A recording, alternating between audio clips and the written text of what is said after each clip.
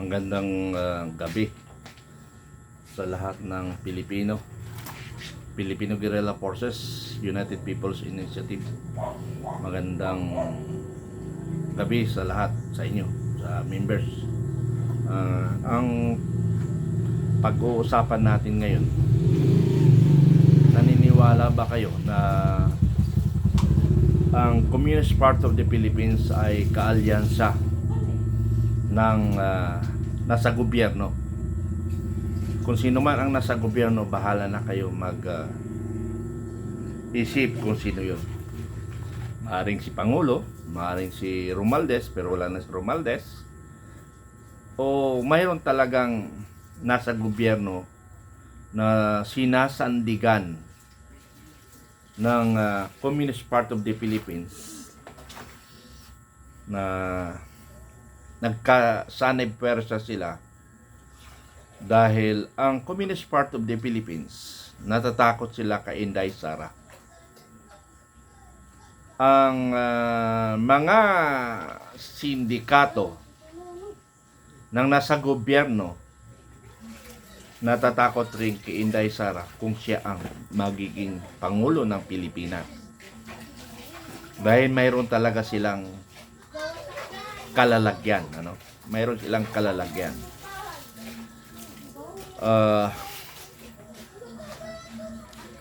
Bakit galit na galit ang Communist Party of the Philippines kay Inday Sara? Malaking katanungan yan. Yes, of course, sa armed forces, matagal na yan matagal na yung armed forces kasi sila ang sagabal sa kanilang mga hangarin sa ating bansa, So, dito tayo mag-focus sa Communist Party of the Philippines. Alam natin o alam ng karamihan o may alam regarding sa insurgency sa ating bansa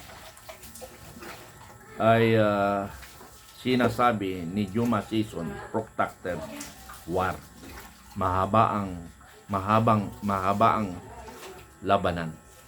Yes, of course, kasi 57 years na ngayon ang nangyayari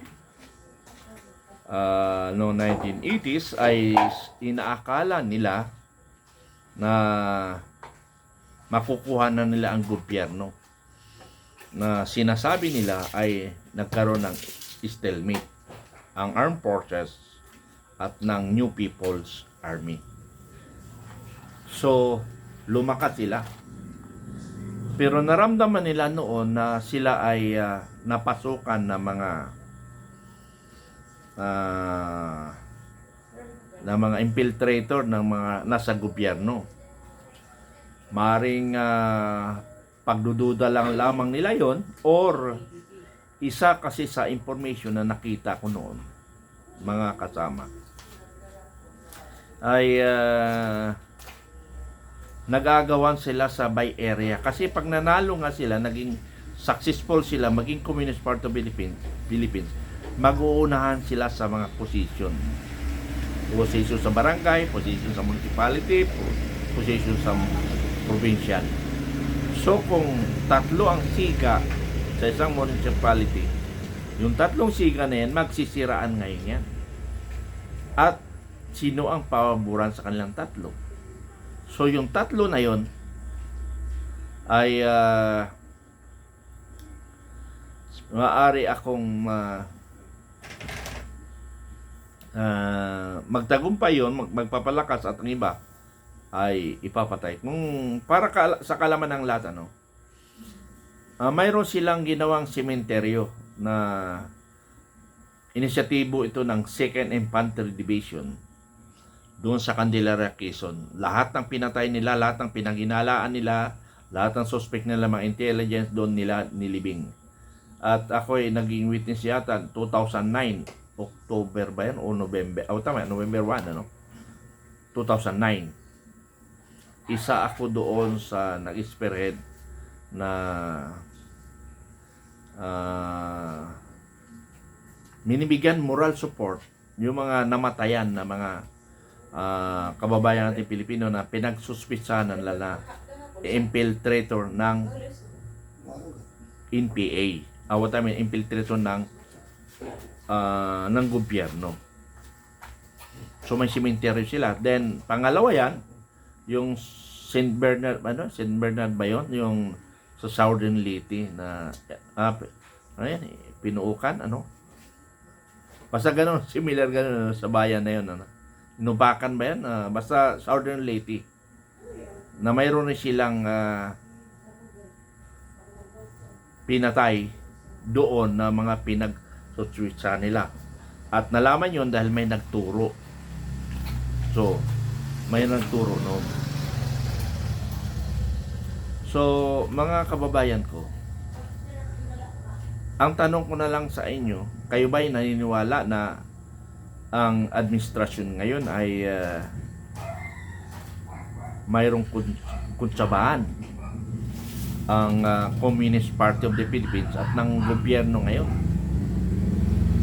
Kaya malakos ang loob ng gobyernong Marcos because iba kasi yung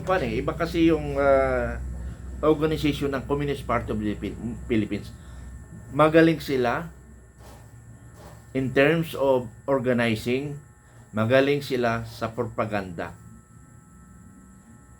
Yun yung mastery nila. And the mastery is deception sila. Master of deception sila. Sana, nung panahon ni Pangulong Duterte, mayroong programa ang gobyerno noon na ito yung hinahanap ko noon. Yung programa na ito. Mayroong programa on the ground. Maaring trabaho yan ng tactical units with the collaboration sa local government. But on national level, dapat it should be the government. It should be the PCO ang mag-handle na ito. Yung hinawakan ngayon dati ni Yusek Badoy, yung under ko ni pamumunuan ni Yusek Badoy with Ka Eric, effective yun Yun yung hinahanap ko sa gobyerno noon. At pumasok ngayon, pero wala na ako sa gobyerno noon, retired na ako. So doon ako nagpapasalamat doon sa konsepto na yun. Pero ang masaklap, mga kababayan, pagpasok ng Marcos administration, una nilang tinirada na dapat yung programa laban ng taong bayan, yun yata yung title na pinamumunuan ni Yusek Badoy and Ka Eric, yun muna sinira nila. Yun ang kauna-unahang programa ng gobyerno, ng Congress na tanggalin yun. Yun ang dahilan na nagkasundo sila ng gobyerno at komunista. Yes, magkukunik ako sa inyo. Pero provided maalis yung programa ni Badoy at ni Ka Eric, dahil yun ang sumisira sa kanila. Ngayon sa gobyerno natin, wala, di ba? Wala talagang magagawa. Kasi magkaiba yung strategy o what I mean in tactical and dito sa strategic. Doon sa strategic,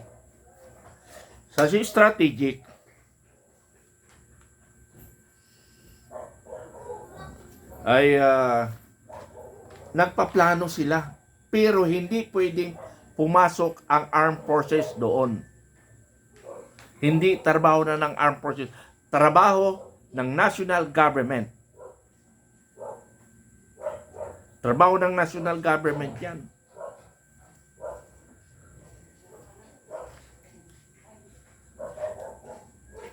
So, ganun ang laban natin ngayon, mga kaibigan.